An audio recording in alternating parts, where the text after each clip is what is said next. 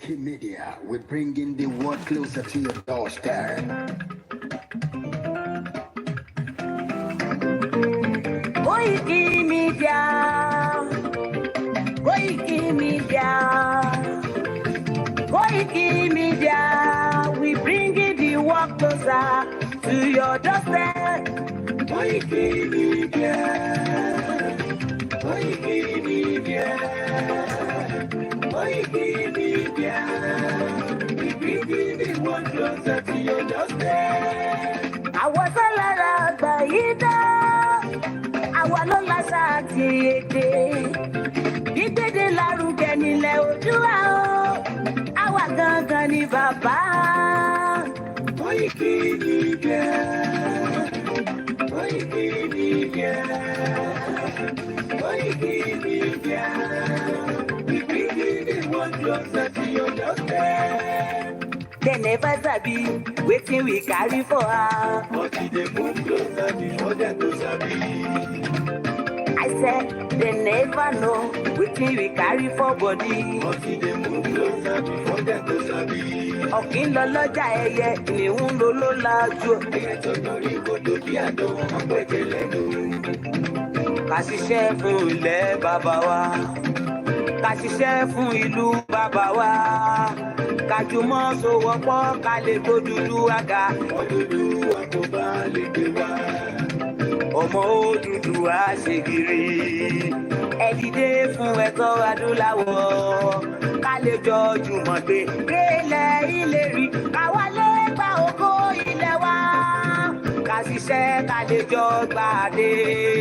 Ká lè gbàdé adé adúláwọ̀. Àwa ni mọ̀lẹ́ tí yóò tàn káàkiri. Ọmọ Odùduwà ni wá. kOIKI Media, àwa là ń gbé tó lárugẹ. Ètò tó gbójú ògbó tí wàá máa ní. Kásá. Ẹgbẹ́ polówó ọjà wà kájé gbúgbà yín jẹ. Ètò tó gbójú ògbó tí wàá máa ní. À ń gbé tó lárugẹ, à ń gbàsà lárugẹ. Ètò tó gbójú ògbó tí wàá máa ní. News and sports, ẹ máa rí gbọ́. Ètò tó gbójú ògbó tí wàá máa ní. Ọmọ Ìjẹ̀bú alárẹ̀ mi ló ní kí n máa ké sẹ́sẹ́. kOIKI Media. Ọ̀rọ̀ lágbájú mọ̀ mi, máa bá ṣẹ̀rẹ̀ lọ. Ọmọ Yorùbá nìyẹn, ọmọ Yorùbá kàkà o. Àìdájú rẹ̀, ọmọ Ìjẹ̀bú alárẹ̀ mi, ṣẹ́yìn ló máa fi dìbò ọ̀tẹ̀ mọ́lẹ̀ o. Ẹ̀yin lọ́mọ onígbò máa ń dé máa dé. Ẹ̀yin lọ́mọ onígbò máa wọ̀ o. Igbó máa wọ̀ gbájòjì ò gbọ́dọ̀ wọ̀. Àjòjì tó bá wọ̀ bẹ̀ á tẹ̀lé ní ẹbọra. Ẹ̀yin lọ máa náwó òyìnbó tó dé. Ìgbà tó yìnbó dé o, owó náà dẹ́kun pọ̀ sí o. kOIKI Media, ṣàwa ní bàbá. kOIKI Media, àwọn ní bàbá. kOIKI Media, àwọn ní bàbá. Àdáńtọ́, àtúnpèrè gidi. kOIKI Media, àwọn ní bàbá. Àwa là ń gbé tò lárugẹ jẹ́ ká jọgbọ́n o. kOIKI Media, àwọn ní bàbá. Àkúnjà fẹ́tọ̀ ilẹ̀ wa, fẹ́tọ̀ ilẹ̀ Yorùbá. kOIKI Media, àwọn ní bàbá. Ọmọ Oòduà ni wá o, tọkàntọkàn. kOIKI Media, àwọn ní bàbá.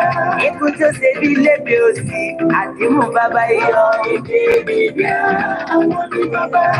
We bring you work closer to your doorstep. kOIKI Media, àwọn ní bàbá. Afẹ́fẹ́ tó fẹ́ òòlù kan yòókù lára ni. kOIKI Media, àwọn ní bàbá. Àpèrè gèdè Olódùmarè ló fún wa ṣe. kOIKI Media, àwọn ní bàbá. Gbogbo ayé ẹ̀gbọ́n, àwa ní bàbá o. kOIKI Media, àwọn ní bàbá. Ẹ máa bọ̀ wá ẹgbẹ́ polówó ọjà yín wá o. kOIKI Media, àwọn ní bàbá. Odùduwà lágbèdá ní òtítọ́ lágbèdá ní. kOIKI Media, àwọn ní bàbá. A kì í sọ̀dálẹ̀, a kì í sóní kèéta. kOIKI Media, àwọn ní bàbá. Àgbo kan àtúnpèrègèdè. Koiki Media, we bring you work closer to your doorstep. Koiki Media is around to give on latest. Is around oh. Give on latest. Ladies and gentlemen, ẹ mú kalẹ̀ sílẹ̀, ẹ tẹ́tí ẹ gbọ́ ètò tó kojú owó. Ladies and gentlemen, ẹ mú kalẹ̀ sílẹ̀, ẹ tẹ́tí ẹ gbọ́ ètò tó kojú owó. Koiki Media is around to give on latest. ẹ kálẹ́ gbogbo ọmọ Yorùbá jákèjádò gbogbo àgbáláyé a kí yín pé ẹ kálẹ́ ẹ káàárọ̀ ẹ káàsán according to the time ibi tí olúkálùkù wa bá wà. Ẹ káàbọ̀ sí orí ètò ti àṣálẹ́. Èní ni ọjọ́ kẹsàn-án nínú oṣù kẹfà ọdún ya 2025. A kí gbogbo èèyàn olólùfẹ́ Koiki Media pé ẹ káàbọ̀ sí orí ètò ti alẹ́ yìí o. Ẹ bá wa gbọ́wọ́lé share button. Mo gbà ládùúrà fún gbogbo ẹ̀yin olólùfẹ́ wa pé bí ẹ ti ń gbọ́wọ́lé share button, mo gbà ládùúrà pé ọwọ́ tí ẹ fi ń tẹ share button ẹ ní fi gbọ́mọ sí lágbára àṣẹ Èdùmàrè. Mo bẹ̀ wá, mo rọ̀ wá, ẹ bá wa share ètò tálẹ́ ẹ jẹ́ kó lọ fà. Ẹ jọ̀ọ́ ẹ bá wa share. A bẹ̀ yín ni o, a rọ̀ yín ni.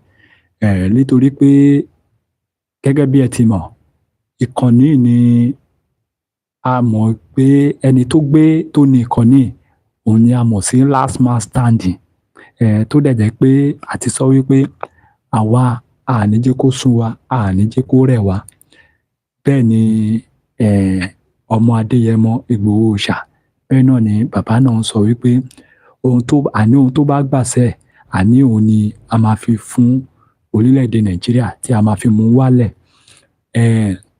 Gẹ́gẹ́ bí a ti sọ fún ètò ti alẹ́ yìí, a ní àsìkò tó láti fi òpin sí ìrìn-àjò orílẹ̀-èdè Nàìjíríà àti Yorùbá. Àsìkò tó òfin ìrìn-àjò aláfipáṣe èyí tí a ti kóra wa sí láti ọdún 1914 tí wọ́n ti ṣe amalgamation.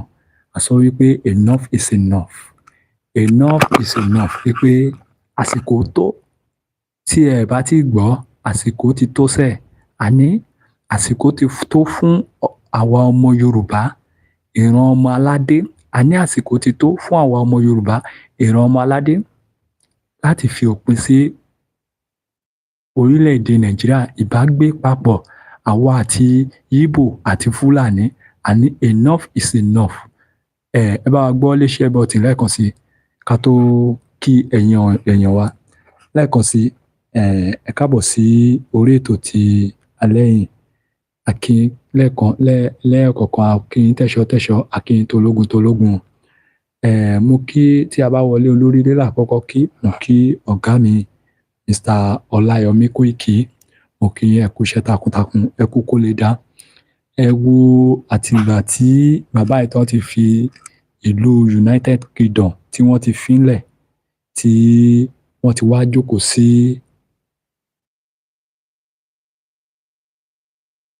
jókòó sí ìlú Áfíríkà nípasẹ̀ wípé àwọn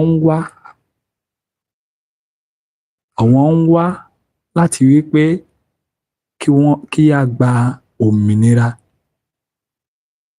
Òmìnira ni bàbá yìí fẹ́ láti pé ká gbà. Ẹ wò gbà tí bàbá yìí ti fi ìyàwó àtọmọ tó ti fi wọ́n kalẹ̀ sí ìlú UK. Kò easy o. Wọ́n ní ọkùnrin tó ń sun rárá fọkùnrin ẹgbẹ́, wọ́n ní akọ iṣẹ́ ló ń ṣe. Bẹ́ẹ̀ ni kò sí rán bẹ́ẹ̀. Mo kí bàbá mi Mr. Ọláyọmí Kóìkì lẹ́ẹ̀kan sí pé ẹ kálẹ́, ẹ kú iṣẹ́ takuntakun. Mo gbà ládùúrà pé ẹ ní jábọ́, ọwọ́ tá ò ní bá yín o.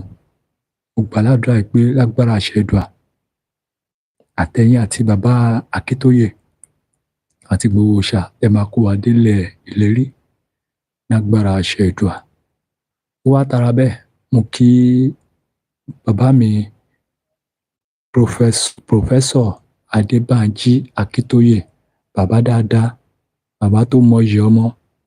Bàbá ẹ kálẹ́ o, ẹ kálẹ́, ẹ kú iṣẹ́ takuntakun. ẹ ní jábọ́ bàbá, àní wá yín tì o. Irun owó tó wà lórí yín mo gbà ládùúrà pé ẹ máa fi kó wa délẹ̀ lérí lágbára àṣẹ Èdùà. Mo wá tara bẹ́ẹ̀ mo kí ọ̀gá mi ọ̀gá májàsọ́lá wọn owó baba dámì ẹkùn ọkọ Fúlàní ẹ kúṣẹ́ takuntakun bàbá, ẹ kúṣẹ́ takuntakun. Mo gbà ládùúrà pé ìrìn àjò tí ẹ rìn ẹ ní fọmọ já o, bẹ́ẹ̀ ni ẹ ní fàyà já. Mo gbà ládùúrà pé ẹ̀mí ó bẹ̀rẹ̀ iṣẹ́ ló máa kó wa délẹ̀ lérí lágbára àṣẹ Èdùà. Ẹ ní jábọ̀ o, àní wá yín tì. Mo wá tara bẹ́ẹ̀ mo kí ẹ̀yin olólùfẹ́ wa pé ẹ káàbọ̀ sórí ètò lẹ́ẹ̀kan sí. Àní wá yín tì o. Àwa la máa wá, bẹ́ẹ̀ ni ẹ̀yin náà là á sì máa bá lágbára àṣẹ Èdùà. Ẹ káàbọ̀ lẹ́ẹ̀kan sí. Bóyá àti ìmọ̀ wípé òpin ti dé bá orílẹ̀-èdè Nàìjíríà. Ẹni tí ò bá tí ì mọ̀, gẹ́gẹ́ bí a ti máa ń sọ ní gbogbo ìgbà, ẹ já lọ gbáradì. Gbogbo wípé wọ́n ní wọ́n máa pe ìpè ní last month, wọ́n pe ìpè. Wọ́n pe ìpè o, wọ́n pe ìpè o. Àní kẹ́ lọ gbáradì sẹ́.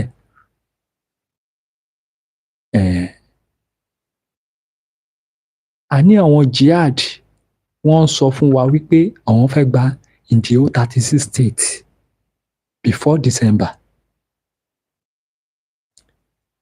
Èmi àti ìwọ a dẹ̀ sì jókòó síbi kan, a sì ń sọ pé kò sí nǹkan kan. Mẹ́wàá ń bọ̀ o. Ẹ bá lọ sí Kwara State as at today, another attack every day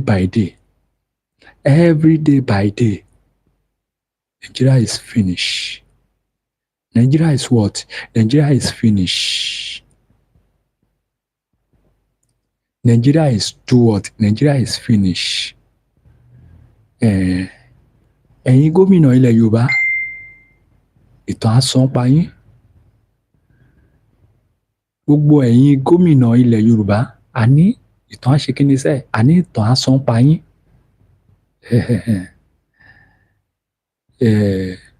Ṣùgbọ́n ìtàn wo ló wá máa sán pa ẹ̀mí àti ìwọ? Ní kẹ̀rẹ̀kẹ̀rẹ̀ báyìí, a tún gbọ́ pé gómìnà Ọ̀ṣun pé òun náà tuntun fẹ́ darapọ̀ mọ́ ẹgbẹ́ tó wà ní federal lọ́wọ́lọ́wọ́. Ṣé ti rí i pé bọ́ọ̀lù ni wọ́n fi wá play? Ṣé géèmù yẹn ti ń yé wa bẹ́ẹ̀ yẹn? Ẹ wo bítíbitì owó tí bàbá Bọ́lá Ahmed Tinubu tó ń kó fún àwọn gómìnà yẹn. Ẹ wo bítíbitì owó tó ń kó fún àwọn sẹ́nétọ̀. Nigeria today láti rí tí wọ́n ti ń fi 24 billion naira ṣe 1 kilometre. Just 1 kilometre, 24 billion naira. Ọmọ Nàìjíríà dẹ̀ ń ráhùn pé àwọn ọ̀run jẹjẹ. 24 billion naira contract tó ń gbé fún Ṣèyí Tinubu. 24 billion naira. Just 1 kilometre. Ṣèbí a gbọ́ oye tí wọ́n fẹ́ fi ṣe sólà náà. Ṣèbí gbogbo àwa náà látúgbọ́ ń pa oye tí wọ́n tún fẹ́ fi ṣe street light.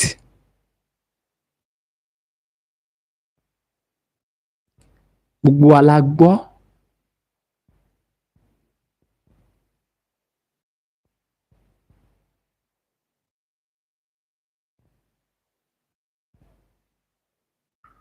Gbogbo wa la gbọ́ oye tán fẹ́ fi ṣe street light. Ẹ̀yin dẹ̀ sì ń sọ pé bàbá yín kan wà níbì kan. Nigeria is finished. Kódà this time around ẹ ní sọ fún wa pé ẹ fẹ́ ṣe any restructuring kankan káwa lé sísìn yín. No, torí pé gbogbo wa la mọ̀ pé ó ti late. It is too late.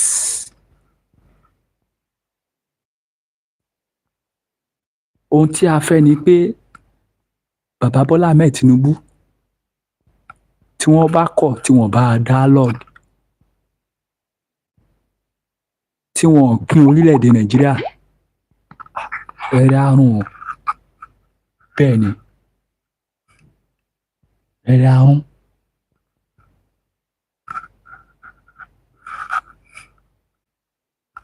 Very clear.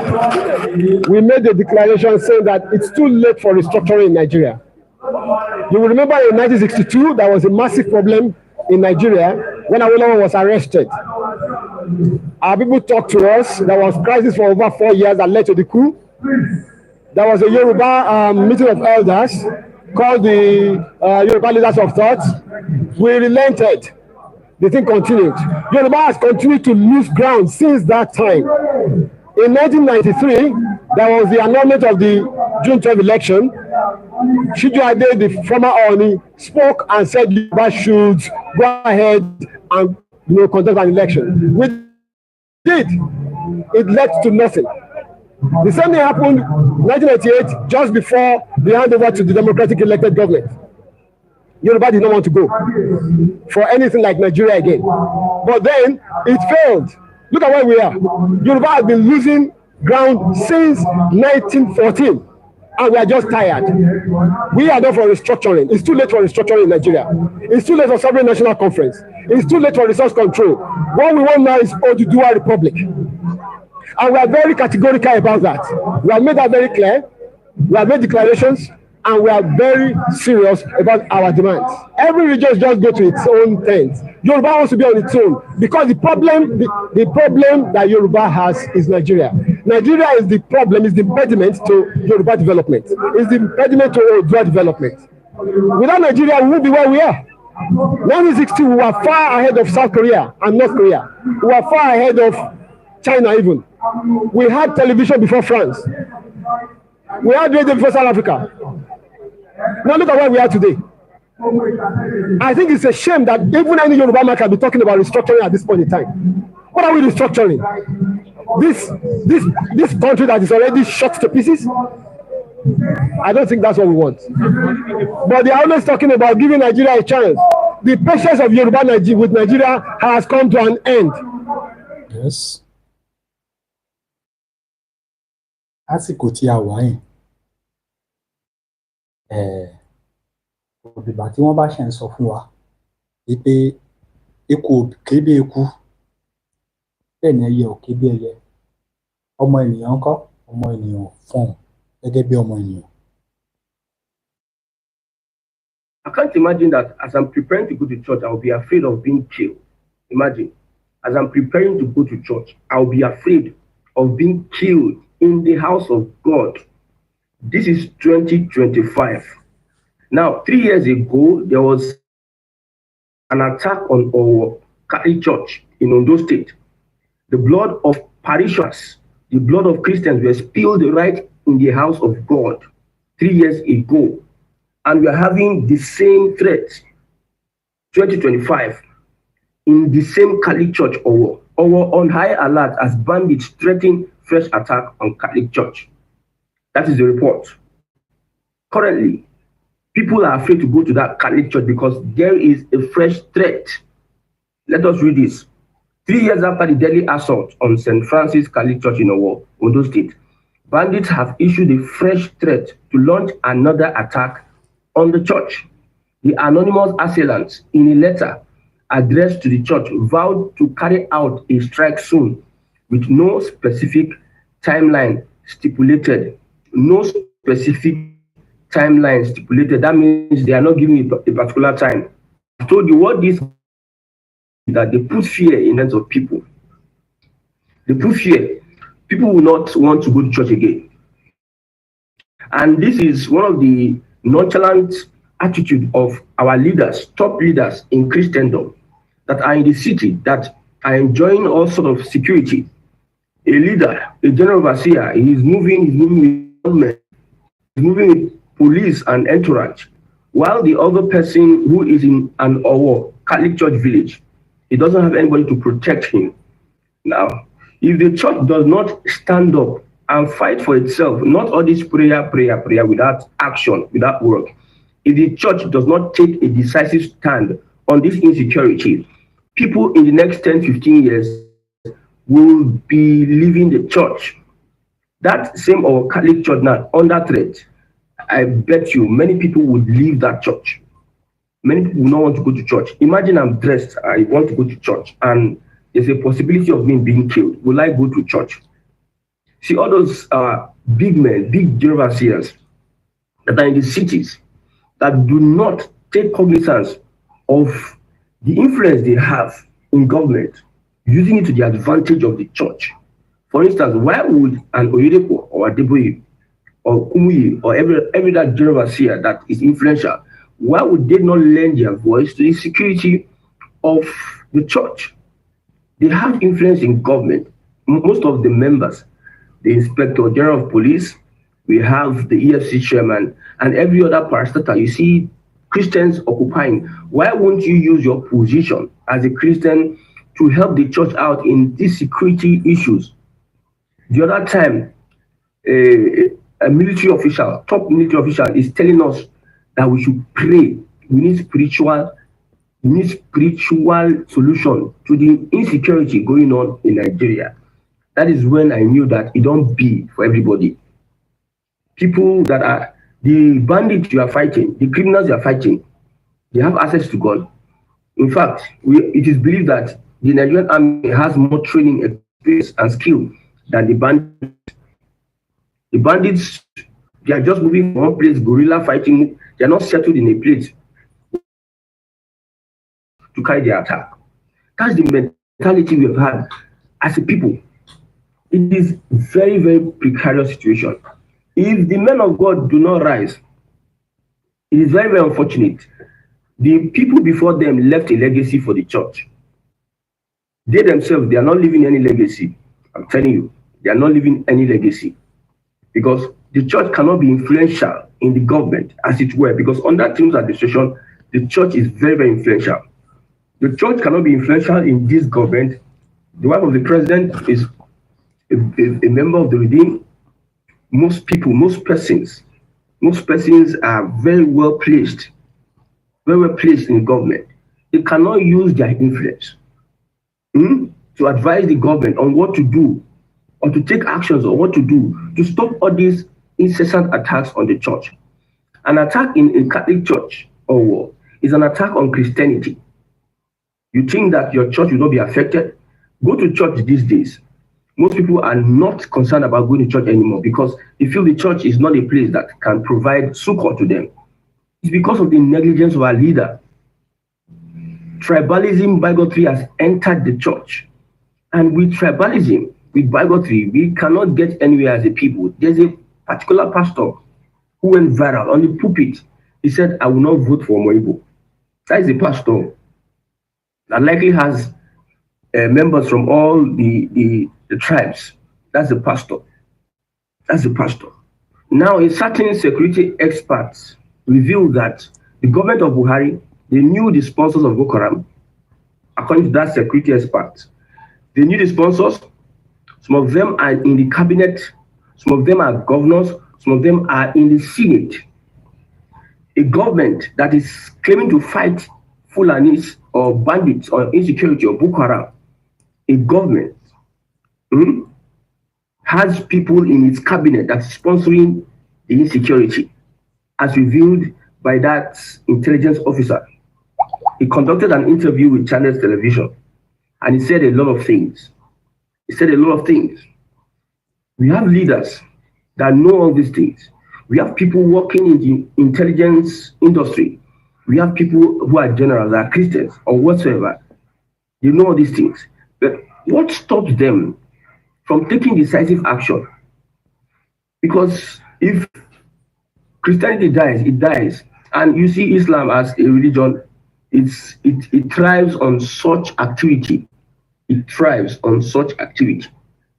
That is why as Christians, we need to use, like Esther, Mordecai told Esther, you are the queen, not because you are beautiful. God has placed you as the queen so as to fight for your people.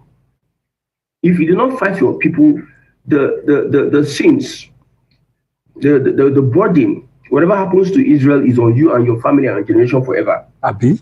That is the same with every person who is a Christian that is in a position of authority.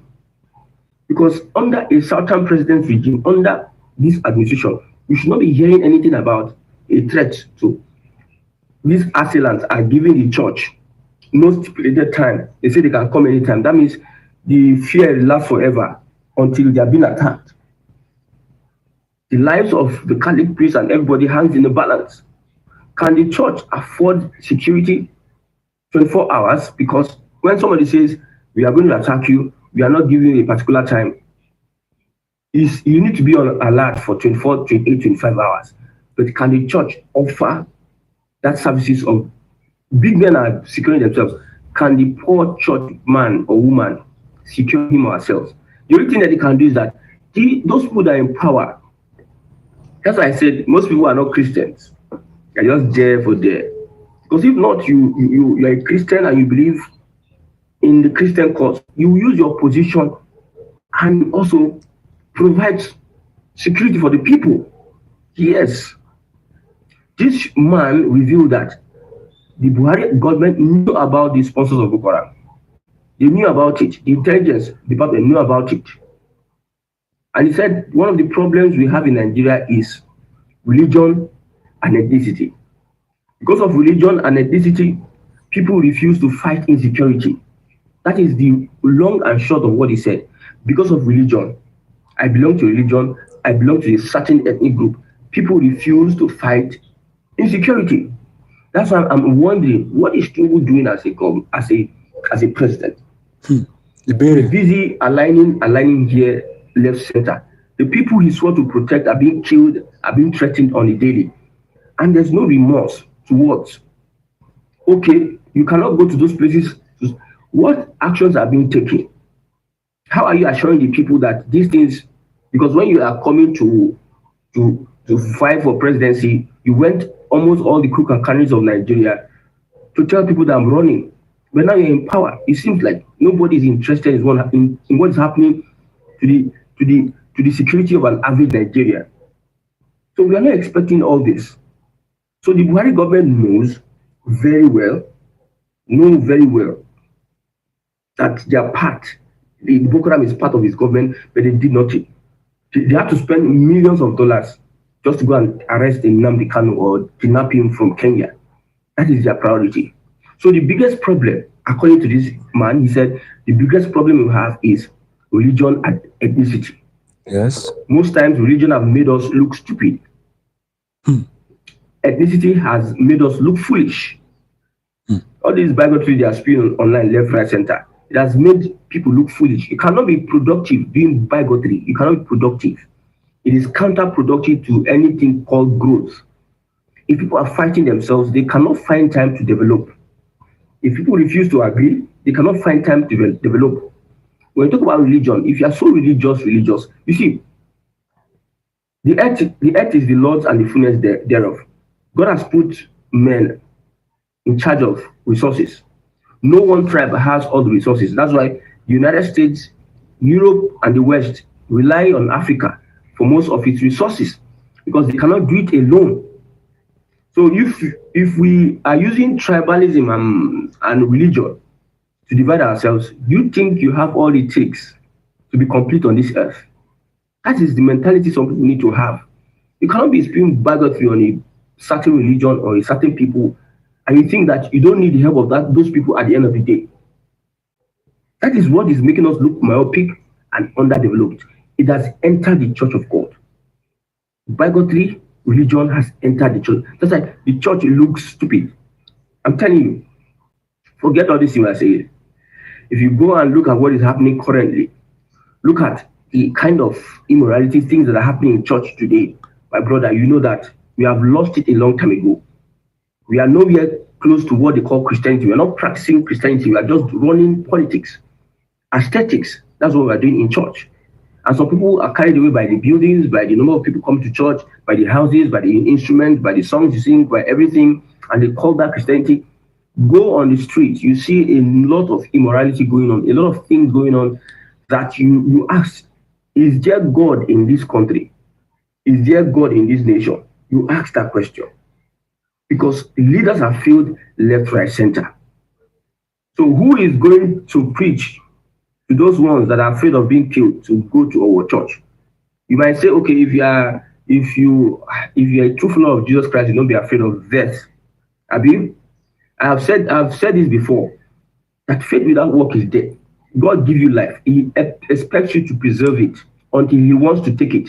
You will not be so careless and so stupid that somebody else, the enemy, will come and take your life. Never. You have to protect yourself because God gave you the right to protect your life. He gave you everything. That's why you see, man has produced a lot of ammunition to defend himself. God gave them the mindsets, the brain, the intelligence to do what they are doing. But the Christian believes that God should do everything. Everything God should just do for him. Imagine. He doesn't have to put hand on anything. He should just sit down and fold hand, and things will just be popping up. If you go to a farm and you see seed, and God gives you the strength, you think saying that God will come help you carry the seed, plant, imagine, cultivate the farm, do irrigation. Is it God? You use prayer and run those things. When I see General Overseer saying that let's pray. Beyond the prayers, what are the actions we are taking? Because religion and tribalism has eaten deep into the church. We have a certain denomination, they look like a certain people. Another denomination look like a certain people. This denomination look like a certain people. Nobody looks like Christ anymore. Nobody looks like God anymore. Everybody looks like themselves. And religion, they say, is the opium of the masses. You can use religion to deceive people. These pastors are okay, are doing well. They prefer to stay in the city. If God tells them that they should go into the remote village in Borno State or Maiduguri, they will be using all sort of manipulations and say, no, I can't go. They want to stay in a place whereby they are comfortable, they have AC, they can eat and everything. And they don't know that Christianity is collective. Everybody is part of the body of Christ. If you don't cater for that person in the village, you have failed as a person. It's not about the number of churches. When these Fulani are done with Nigerians, all these your general overseers, now then go first enter the first flight, fly out of Nigeria.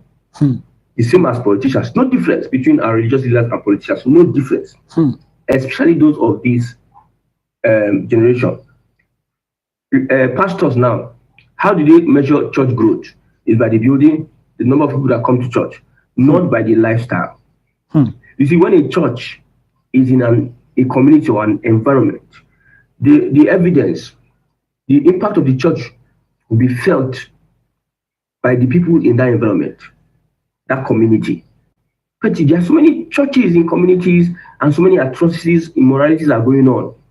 What's the essence of the church? People think that Jesus came to the saved. He went for the lost. You are in a church and you are not doing things that people are seeing. You are not going for the lost. You are going for fellow Christians. There's some churches that cannot come out and preach to you. You already have an insinuation about them because that's how the leadership has been created. So our leaders, religious leaders, are no less different. Achieve a particular aim. A new Nigeria achieve a particular aim. A new Nigeria is possible. Production, consumption. Somebody asked me, who are you endorsing 2007? I've not seen the people that are and their manifesto and their antecedent and their capability and their political will and their heart. And if you look at the contestants, their capability, their antecedent, their political will, and the heart they have. Yes, before I can say I endorse. But as it is now, I cannot, if we talk about good governance, I cannot endorse anybody because it's only Tinubu that has been endorsed by the APC. Unopposed, he's running for second term. I cannot endorse Bola Ahmed Tinubu when it comes to good governance. See, there's nothing close or minus from that. The only thing he can do in his first 4 years is to set a path for restructuring. set a path for restructuring. And if everybody is coming out, good luck to the Northern Coalition. Good luck. Somebody said that the reason, there's a reason. They want Peter Obi to be partyless. That's what somebody's saying. They want Peter Obi to be partyless. Just look at what people are saying. The coalition wants, to what end? To what end? It's better for Peter Obi to be partyless than become a deputy to Atiku. I don't know how you see it. I understand the calculation of let Peter Obi join Atiku and do this and do that and do that. Remember, Buhari, RFI, Atiku, they are in the coalition. Buhari under his government knew about Fulani headsmen, knew about Boko Haram sponsors, but did nothing. Even it was being said that some people are governors or senators. Hello. Chief Security Officer of the state in Nigeria is being accused to sponsor Boko Haram under a Fulani president. And these three guys are Fulani. Atiku put out a tweet on Deborah and quickly deleted it because they threatened him. That shows you where his loyalty is. I'm much more concerned about the Fulanization of Nigeria than whatever you think Nigeria is going to become. Because since we are talking now, people think we are crazy, we don't know what we are doing. If it's set, all these guys, where they do anyhow, they blah blah, and then go enter the first flight, will leave you, run away. If it's set. So if Peter Obi is not leading that pack, because vice presidential candidate, what have you, Buhari will be there say Buhari knows about anything, and then carpet Osibajo, who's a professor. He carpet a professor, put up on one side. Tinubu, who we don't know whether there's a certificate that we can hold on to. And Shetima, who went to school, I think he has a master's PhD. Tinubu, carpet on that side. So if Peter Obi becomes Atiku's running mate with some of the power brokers, because under a Buhari, power brokers are the ones that help Buhari to silence the vice president. Who is Atiku surrounding himself with? Look at these Fulani guys are frolicking all around themselves. They are joining 1 or 2 or 3 or 4 to run what they are doing. We see it day by day. So you expect a Peter Obi to now become a deputy in the midst of all these wolves. The reason why you think Tinubu did not, or Iribado, you're able to use the DSS security, whatever, to kick out an Erufai. So far, it is the Fulani that is, and then plenty for that coalition. We don't want the obedient movement. Nobody wants. In fact, it's better for Igbo become presidency. What is going to bring? What is he going to bring? You think that if Peter becomes president, he's going to, he can do East-West Road. He can do those projects. But that's support. If Fulani even become president today, they cannot stop what is going on in Lagos State. Because if they stop it, it's like taking the country. Like, you cannot stop a Dangote because Dangote is too invested in Nigeria. Even though you hate his tribe, he's too invested in Nigeria. The hatred on Igbos, the hatred on whatever, is too invested in Nigeria that even though you have an Igbo presidency, they will do all they can. Any small thing, they don't enter opposition. They'll be uniting. Okay, Peter becomes president. You see that there will be a lot like what happened to Jonathan. You allow him to do his 4 years. You allow him, and they will make sure they do all they can.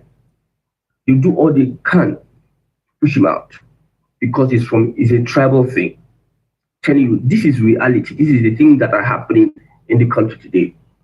So we all need to come and sit down. Sit down.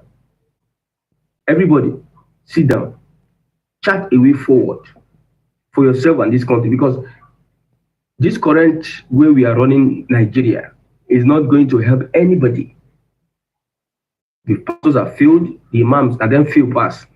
Pastors, imams are failed, the political leaders has failed. Activism, no more activism again. Nobody do activism. Everybody don't disappear because he concerned Buhari, APC, and Tinubu APC. Everybody don't disappear. Nobody is doing activism again. Everything has just failed. And we are calling ourselves Christians. You are light of the world. If you are light, shine now. A light that cannot shine, how come that thing be light? You cannot become light and you are not shining. Christians are not doing enough to protect themselves. Christians are divided along ethnic and religious lines. You, ethnicity, very unfortunate. May God help Nigerians. Ẹ ṣé gan ni ẹ̀yin tí ẹ wà lórí YouTube pẹ̀lú wa, ẹ̀yin tí ẹ wà lórí Facebook, ẹ má bínú sí wa pé Facebook yẹn ti stop, fóònù yẹn kò gbóná wá ni, so kò lè continue pẹ̀lú live yẹn, olóde kó stop, ẹ má bínú sí wa. Ẹ̀yin tẹ́ wà lórí YouTube ẹ jọ̀ọ́ ẹ bá wa gbọ́ lé share button ẹ jọ̀ọ́. Gbogbo wa la ti gbọ́ nǹkan tí Bishop yìí sọ. The major problem is that religion, meanwhile, a ní sọ̀rọ̀ lọ́bẹ̀ ṣùgbọ́n a gbọ́dọ̀ mẹ́nu bà díẹ̀ nítorí pé nísìnyí wọ́n ti padà kọ lẹ́tà sí Catholic Church Ọ̀wọ̀ again. Lẹ́tà yìí ó dà pé ó ti ń lọ sí bíi ọ̀sẹ̀ méjì mẹ́ta báyìí tí wọ́n ti kọ. Ìbéèrè mi ní ọwọ́ ẹ̀yin ọmọ Ọ̀wọ̀ ni pé ìgbésẹ̀ wo ni Ayédàtiwa tó jẹ́ gómìnà yìí, ìgbésẹ̀ wo ló ti gbé láti ìgbà tó ti kọ lẹ́tà yìí? Ǹjẹ́ ó ní ìgbésẹ̀ kankan tí arákùnrin Ayédàtiwa yìí tó ti gbé?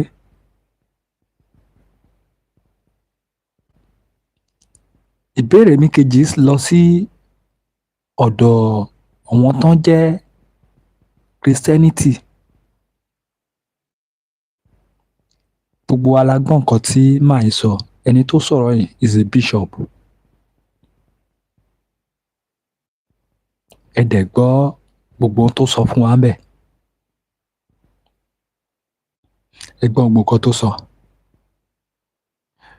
Ó ní Christianity tá à ń kégbe. Ó ní ṣé Christianity ló sọ yí pé ká má defend ara wa, which is true. Ìbéèrè gidi ni o. Christianity wá sọ gbogbo wa di ọ̀lẹ. Bẹ́ẹ̀ ni Christianity ẹ̀sìn Muslim ó sọ gbogbo wa di kíni? Ó sọ gbogbo wa di ọ̀lẹ.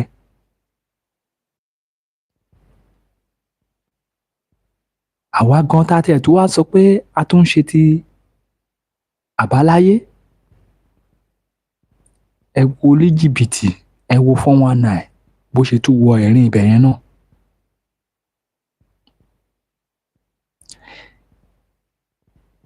Ẹ̀yin ọmọ Ọ̀wọ̀, ìgbáradì wo lẹ ti gbáradì di àwọn pípù yìí tọ́ni wọ́n ń padà bọ̀ láti wá àtàkì ṣọ́ọ̀ṣì ní Ọ̀wọ̀? This time around, mo ò sọ̀rọ̀ ń pa àwọn ọmọ ìjọ tán fẹ́ wá attack, because tá a bá sọ wípé ìjọ ló ń bọ̀ wá attack, tó bá wá jẹ́ pé wọ́n fi fèdè wa ni pé bóyá orí ìjọ yẹn ni ká fọ́kọ̀ sí, tí ò bá wá jẹ ibẹ̀ ńkọ́? Nítorí pé nínú lẹ́tà tí wọ́n kọ síbẹ̀ wípé anytime any day ló lè jẹ́.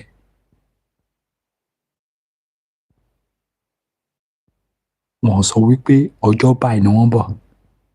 So ẹ̀yin ọmọ Ọ̀wọ̀, ẹ̀yin ọ̀dọ́ Ọ̀wọ̀, ìgbésẹ̀ wo lẹ ti ń gbé? Ẹ̀yin ọba Ọ̀wọ̀, torí ó dà pé mi ì ṣú ọ̀pọ̀ ọba ẹ̀yọ̀ kan lọ nílé Ọ̀wọ̀, mo níbí lé pé mo ti débẹ̀ rí dáadáa.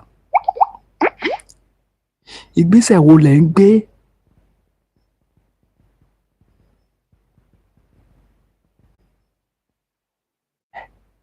Ẹ̀yin olóyè, ìgbésẹ̀ wo lẹ ti gbé nílùú Ọ̀wọ̀?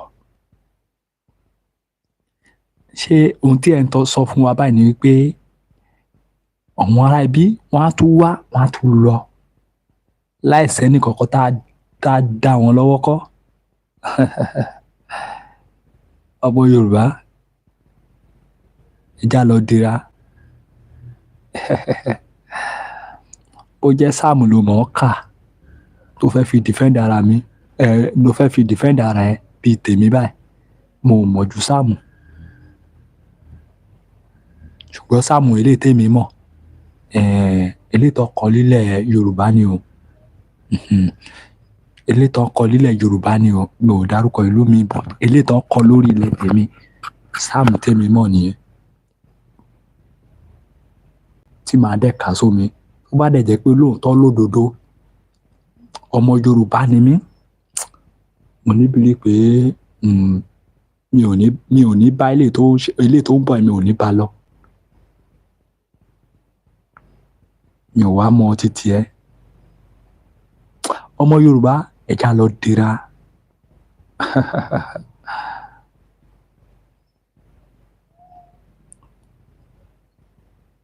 ìpè bàbá Akíntóyè ni gbogbo wa sọ pé à ń fojú sọ́nà sí ẹ má jẹ́ kó dìgbà tí bàbá tó pe ìpè ká tó ṣẹ̀ wá máa sá kiri ìpè kí la fẹ́ fi defend ara wa kí la fẹ́ fi defend ara wa ẹ má jẹ́ kó dìgbà yẹn àwọn tí wọ́n ti kú ní Kwara State as at today náà mi ì ṣúọ̀ pé wọ́n lè tún máa sọ pé wọ́n ń dúró de ìpè kankan mọ́ wọ́n ti wá da àádọ́rùn mòótọ́ bẹ́ẹ̀ ni wọ́n ti da kí ni àádọ́rùn mòótọ́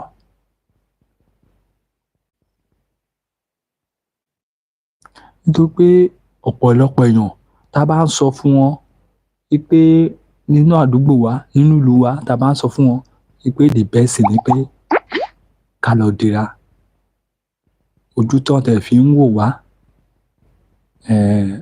in fact mo máa ń wà surprise nígbà míì tá a bá sọ fún èèyàn mi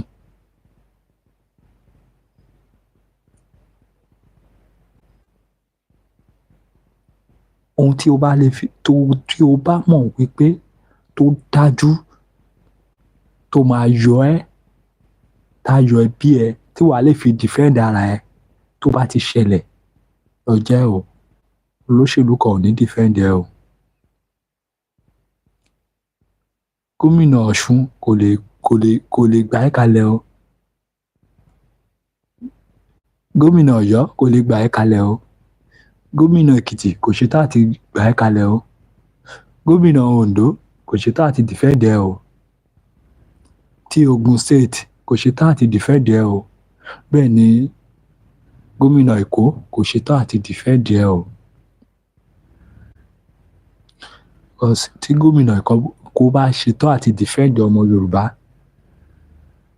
wọn ò ní máa fẹ̀mí sójà ṣòfò nínú orílẹ̀-èdè Nàìjíríà kí Babájídé Sanwó-Olú ṣẹ̀wá jáde síta á ṣẹ̀wá máa sọ wípé kí ọmọ Yorùbá lọ máa gba fọ́ọ̀mù sójà Nàìjíríà mi ó tó ọ̀sẹ̀ bíi méjì síra ó padà jáde síta ó ní láti ń sọ wípé àwọn ọmọ Yorùbá pé wọ́n já onítàn mọ́ pé wọ́n disappoint òun dẹ̀ kó àwọn ọmọ títí ẹ̀ ó lọ kó wọn sí ìlú tí security ti ṣiṣẹ́ ìlú tó ní security ó lọ kó wọn síbẹ̀ ó wá ń sọ fún èmi àti ìwọ wípé ká lọ máa gba fọ́ọ̀mù Nàìjíríà mi ṣe ti mọ̀ pé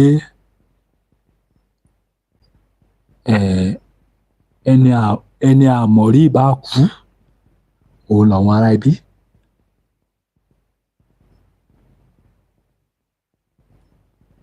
bàbá tí àwọn general overseer tí wọ́n ń sọ fún yín pé kẹ́ lọ máa gbàdúrà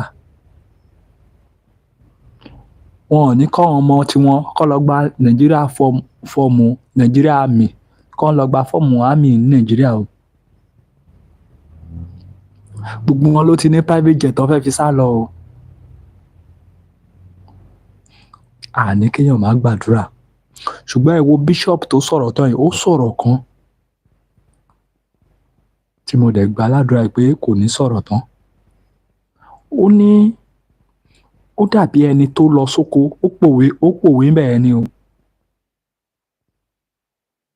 tó wá dóko tó wá bẹ̀rẹ̀ sí ní gbàdúrà tó ń gbàdúrà ó ní instead of him láti pé kó mú èso tó fẹ́ gbẹ̀ kó gbìn ó ní ó wá dénú oko ó wá ń gbàdúrà ó ní báwo ló ṣe fẹ́ produce oúnjẹ which is true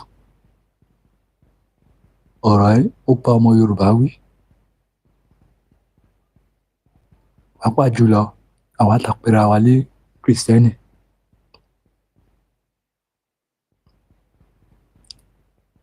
Ẹ já lọ múra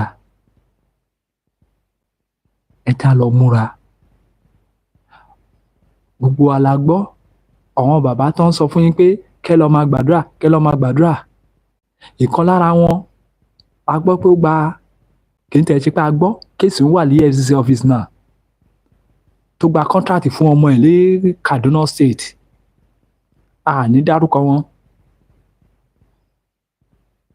bẹ́ẹ̀ ni àní dárúkọ ṣùgbọ́n àwọn tó yé ó ti yé wọn ṣé ẹnìkan á nífẹ̀ẹ́ yín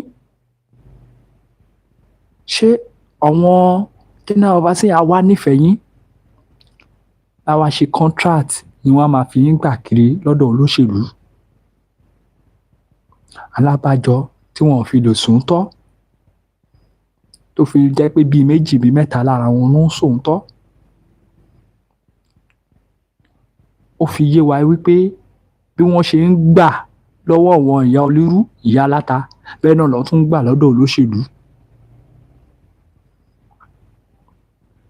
ó ní èmi àti ẹ àṣewà ń sọ wípé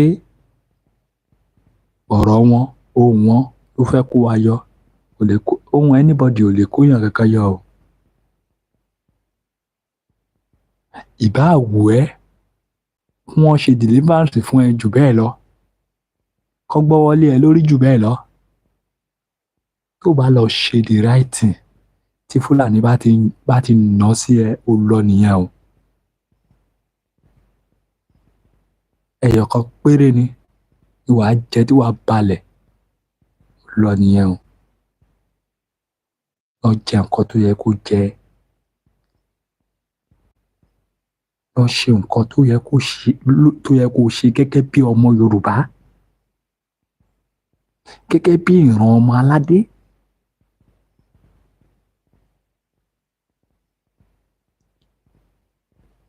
religion tí wọ́n fi wọ ẹ̀rín wa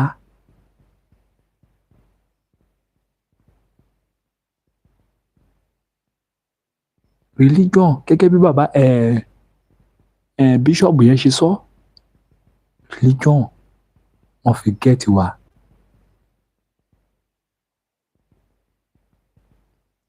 àwa di wípé àti wá di ẹni tí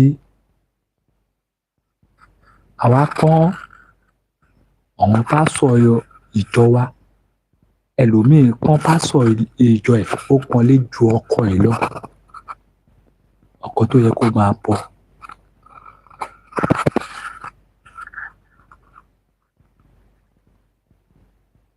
ibẹ̀ yẹn kọ́ là ń lọ nítorí pé àwa kì í sọ ọ̀rọ̀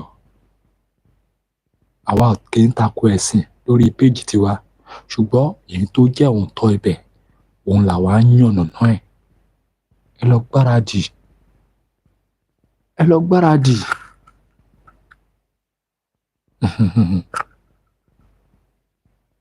Benue àwọn èèyàn Benue tó bá jẹ́ wípé ní bí ọdún kẹwàá síbi táwa yìí ká ní pé wọ́n mọ̀ pé bí eléyìí ló ṣe máa rí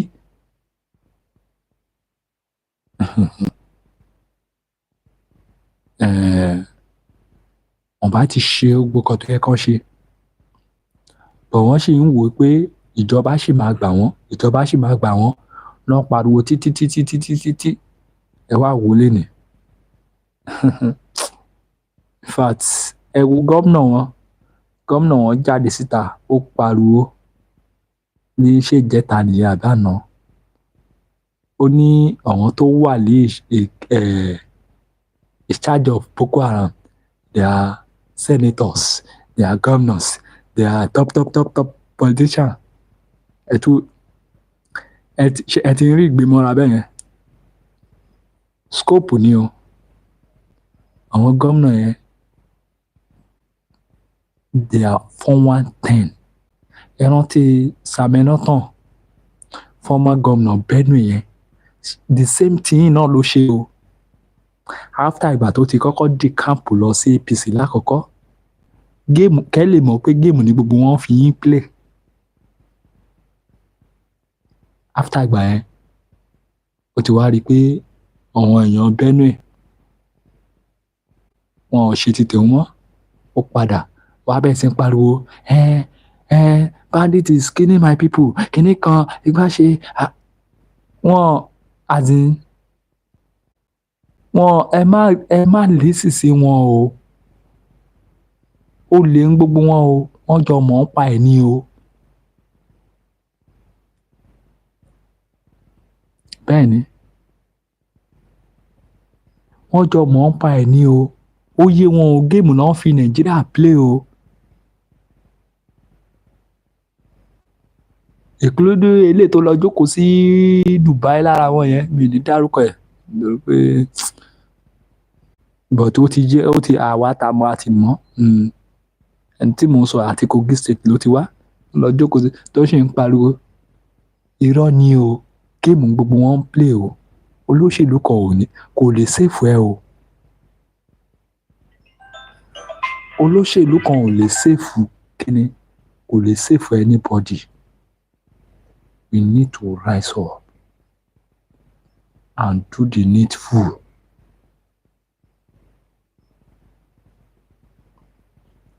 ẹ já dìde ká ṣe ohun tó tọ́ ìwọ tó bá yẹ kó gbẹ́bọ lọ gbẹ́bọ o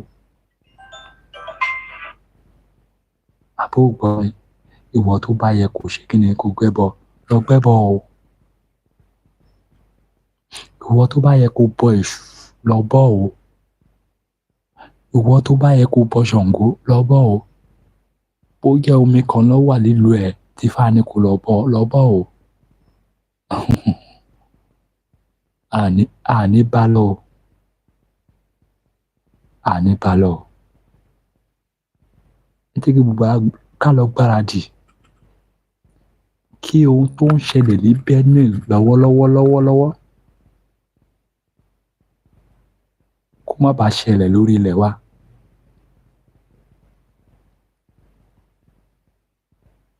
Ọjà ewé ilé tó bá ṣe jẹ́ ilé tó bá ṣe tó àgbo tí wàá fi wẹ̀ ṣáà ṣe gbogbo ohun tó bá ṣàwù ẹ́ ni kò ṣe bọ́ èmi ò mọ̀ ju sáàmù ń tèmi sáàmù tọkàn lẹ̀ Yorùbá òun lèmi mọ̀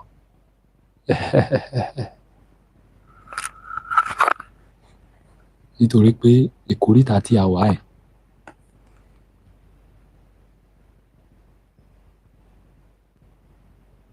ẹni máa kú ó pàdé ẹni tí ó ṣe kíni ó pàdé ẹni máa pa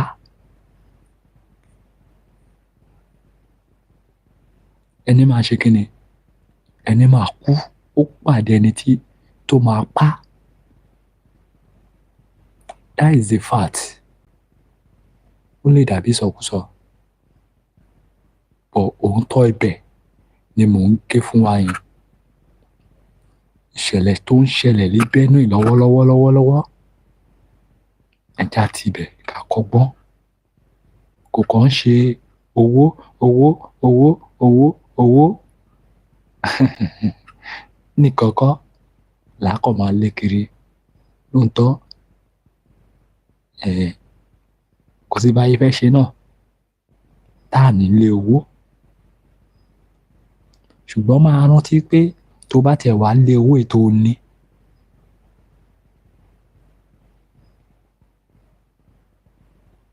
tí wọ́n lọ pàdé ẹ̀ lójú ọ̀nà tó dá dùbúlẹ̀ tó wá lọ tó dúró ná owó tó níyẹn kí wá ní èrè kí ni àǹfààní ẹ̀ ọmọ ìyá mi lọ dira àsìkò tí a wà ẹ̀ àsìkò fàájà ni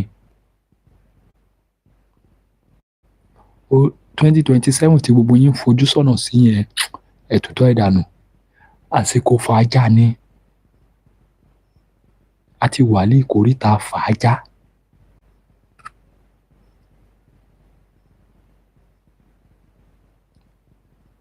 tó bá rí ọmọ Yorùbá kan sìn tó bá tẹ̀ náà fẹ́ kọjú ìjà sí ẹ jọ̀ọ́ my brother má bàjà nítorí pé ọ̀tá ti wà lé ẹ̀yìnkùlé olúkálùkù wa.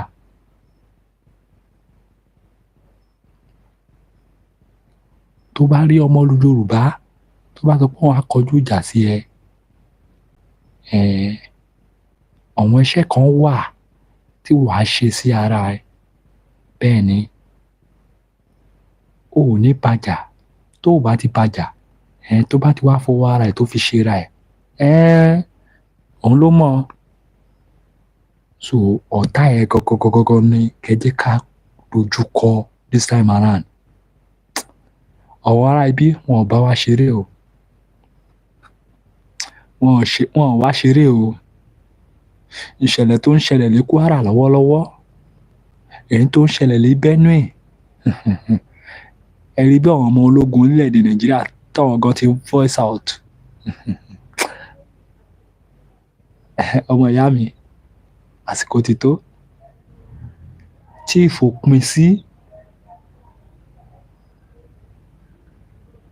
ìfòpin sí àwa àti orílẹ̀-èdè Nàìjíríà tí ó máa fàájà level àsìkò náà la wà yìí.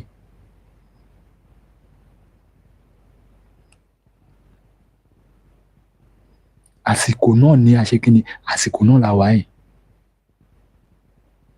torí pé enough is enough. enough is enough ṣùgbọ́n ìwọ tó bá ṣì ń fọkàn sí pé bóyá ìjọba kan ló fẹ́ gbà ẹ́ mo sọ́ọ̀rì o. Ṣèyí Tinubu ó ti ń gba 24 billion naira per 1 kilometre ẹ̀ ó ti ń fi cash out lọ o. ẹ ti sin bàbá orí ọmọ ló tún kù ń sìn bẹ́ẹ̀ tún sìn. àtúmọ̀ náà bóyá ọ̀nà látún gba kọ́ńtrátì solar àmọ́ bóyá ọ̀nà látún gba kọ́ńtrátì street light tó fẹ́ fi 200 kìíní kan million ṣe street light street light tí ó pè 1000 street light mo sọ́ọ̀rì fún yín. bàbá ti jẹ yín máyé tẹ bá tún wá gbà kọ́mọ náà tó jẹ yín máyé sorry case ìjà lọ gbáradì. It's very clear. We made a declaration saying that it's too late for restructuring in Nigeria.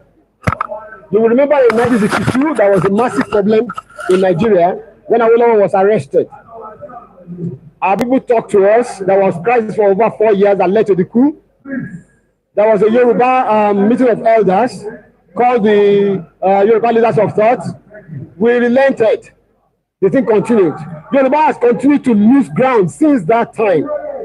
In 1993, there was the annulment of the June 12 election. Shijuade, the former Oni, spoke and said Yoruba should go ahead and conduct an election. We did. It led to nothing. The same thing happened in 1998, just before the handover to the democratic elected government. Yoruba did not want to go for anything like Nigeria again. But then it failed. Look at where we are. Yoruba has been losing ground since 1914, and we are just tired. We are done for restructuring. It's too late for restructuring in Nigeria. It's too late for sovereign national conference. It's too late for resource control. What we want now is Oduduwa Republic. And we are very categorical about that. We have made that very clear. We have made declarations, and we are very serious about our demands. Every region just go to its own tent. Yoruba wants to be on its own because the problem that Yoruba has is Nigeria. Nigeria is the problem, is the impediment to Yoruba development. It's the impediment to Yoruba development. Without Nigeria, we won't be where we are. 1960, we were far ahead of South Korea and North Korea. We were far ahead of China even. We had television before France. We had radio before South Africa. Now look at where we are today. I think it's a shame that even any Yoruba man can be talking about restructuring at this point in time. What are we restructuring? This country that is already shot to pieces? I don't think that's what we want. But they are always talking about giving Nigeria a chance. The patience of Yoruba with Nigeria has come to an end. ẹ ṣé gan ni gbogbo èèyàn olólùfẹ́ wa ọ̀rọ̀ ni a ti gbọ́ látẹnu bàbá wa Akínọlá George akí bàbá náà pé wọn kò iṣẹ́ takuntakun akí gbogbo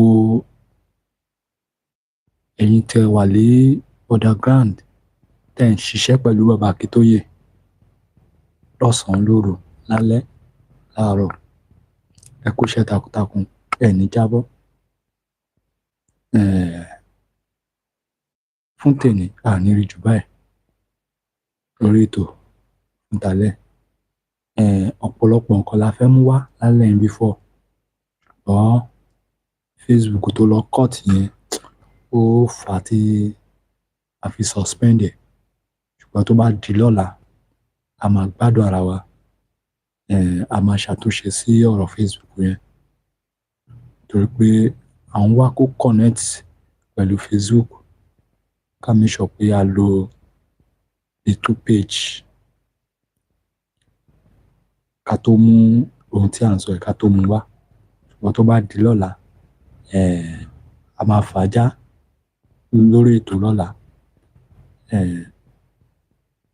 dédé aago tó máa jẹ́ ni àti lè sọ nítorí pé a máa kọ́kọ́ dé oko náà lọ́la fẹ́ níṣẹ́ lóko tá a fẹ́ lọ ṣe kó tó di pé a padà wá sórí ètò tí a wá fàájà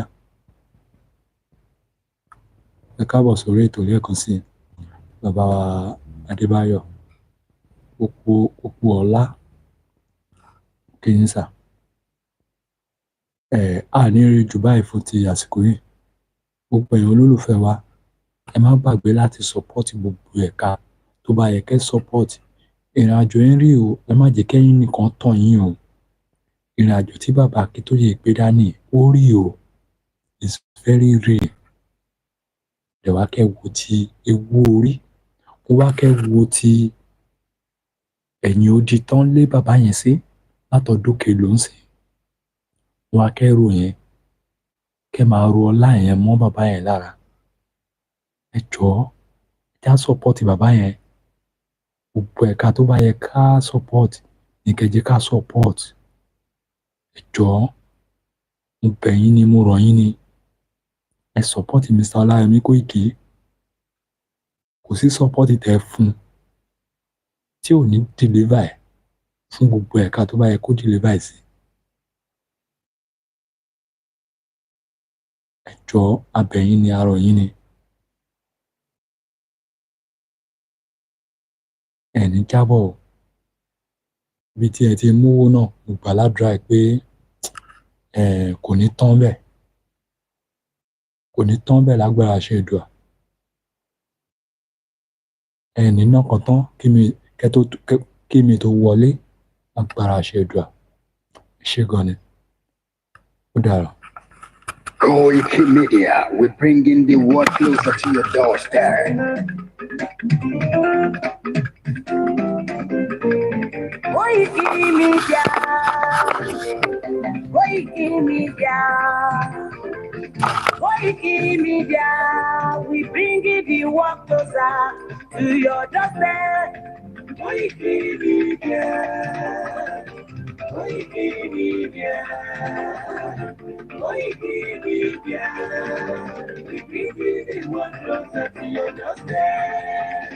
Àwọn sálára àgbà yìí dá, àwa ló láṣà àti èdè. Ìgbéde lárugẹ nílẹ̀ Oòduà o, àwa gangan ni bàbá. kOIKI Media, kOIKI Media, kOIKI Media, we bring the world closer to your doorstep. They never sabi wetin we carry for her. But e dey move closer before dem go sabi. I said they never know wetin we carry for body. Ọ̀kín lọ lọ́jà ẹyẹ, ìhun ló ló lájú. Ẹyẹ tó lórí kodò bí àdó wọn gbẹ̀dẹ̀ lẹ́nu. Ká ṣiṣẹ́ fún ilẹ̀ bàbá wa. Ká ṣiṣẹ́ fún ìlú bàbá wa. Ká jùmọ̀ sowọ́pọ̀ ká lè gbódúdú àga. Òdúdú ọkọ̀ bá lè gbé wa. Ọmọ Odùduwà ṣègìrì. Ẹ dìde fún ẹ̀kọ́ adúláwọ̀. Ká lè jọ jùmọ̀ gbé. Gbélẹ̀ ìlérí. Ká wálé gba ògo ilẹ̀ wa. Ká ṣiṣẹ́ ká lè jọ gbàdé. Ká lè gbàdé adé adúláwọ̀. Àwa ni mọ̀lẹ́ tí yóò tàn káàkiri. Ọmọ Odùduwà ni wá. Koiki Media, àwa là ń gbétò lárugẹ. Ètò tó gbọ́dọ̀ ògo tiwa máa ní. Kásá. Ẹgbẹ́ polówó ọjà wà kájé bùbá yín jẹ. Ètò tó gbọ́dọ̀ ògo tiwa máa ní. À ń gbétò lárugẹ, à ń kásá lárugẹ. Ètò tó gbọ́dọ̀ ògo tiwa máa ní. News and sports, ẹ máa rí gbọ́. Ètò tó gbọ́dọ̀ ògo tiwa máa ní. Ọmọ Ìjẹ̀bú alárẹ̀ mi ló ní kí n máa gé dandan. Koiki Media ọ̀rọ̀ lágbájú mọ̀ mi. Má bá ṣẹ̀rẹ̀ lọ. Ọmọ Yorùbá nìyẹn, ọmọ Yorùbá kàkà o. Àǹjádùn rẹ̀, ọmọ Ìjẹ̀bú alárẹ̀ mi. Ṣẹ́yìn lọ má gidi bọ̀ tẹ̀ mọ́lẹ̀. Ẹ̀yin lọ́mọ onígbò máa ń dé máa dé. Ẹ̀yin lọ́mọ onígbò máa wọ̀ o. Igbó máa wọ̀ gbàdéjì ò gbọ́dọ̀ wọ. Àjòjì tó bá wọ bẹ̀ á tẹ̀lé ní ẹbọra. Ẹ̀yin lọ máa náwó òyìnbó tó dé. Ìgbà tó yìnbó dé o, owó náà dẹ́kun pọ̀ sí o. Koiki Media ṣàwa ní bàbá. Koiki Media, àwọn ní bàbá. Koiki Media, àwọn ní bàbá. Àdáńtọ́, àtúnpèrègèdè. Koiki Media, àwọn ní bàbá. Àwa là ń gbétò lárugẹ jẹ́ ká jọ gbọ́ o. Koiki Media, àwọn ní bàbá. Àkúnjà fẹ́tọ̀ ilẹ̀ wa, fẹ́tọ̀ ilẹ̀ Yorùbá. Koiki Media, àwọn ní bàbá. Ọmọ Oòduà ni wá o, lọ́gbọ́n. Koiki Media, àwọn ní bàbá. Ikú tó ṣe bí lébi òsì, àdìmú bàbá iyọ̀. Koiki Media, àwọn ní bàbá. We bring you one closer to your doorstep. Koiki Media, àwọn ní bàbá. Akẹ́kẹ́ tó fẹ́ òòlù kan gègò lára ni. Koiki Media, àwọn ní bàbá. Àpèrègèdè Olódùmarè ló fún wa ṣe. Koiki Media, àwọn ní bàbá. Gbogbo ayé ẹ̀gbọ́n, àwa ní bàbá o. Koiki Media, àwọn ní bàbá. Ẹ máa bọ̀ wá ẹgbẹ́ polówó ọjà yín wá o. Koiki Media, àwọn ní bàbá. Odùduwà lágbèdá ní òtítọ́ lágbèdá ní. Koiki Media, àwọn ní bàbá. A kì í sọ̀dálẹ̀, a kì í sórí kẹta. Koiki Media, àwọn ní bàbá. Agbókan, àtúnpèrègèdè. Koiki Media, àwọn ní bàbá. Koiki Media, we bring you one closer to your doorstep. Àwọn ní bàbá. Koiki Media is around. Is around. Ladies and gentlemen, ẹ mú kálẹ̀ sílẹ̀, ẹgbẹ́ tí yé bọ́ ètò tó kojú gbogbo. Ladies and gentlemen, ẹ mú kálẹ̀ sílẹ̀, ẹgbẹ́ tí yé bọ́ ètò tó kojú gbogbo. Koiki Media is around. Koiki Media.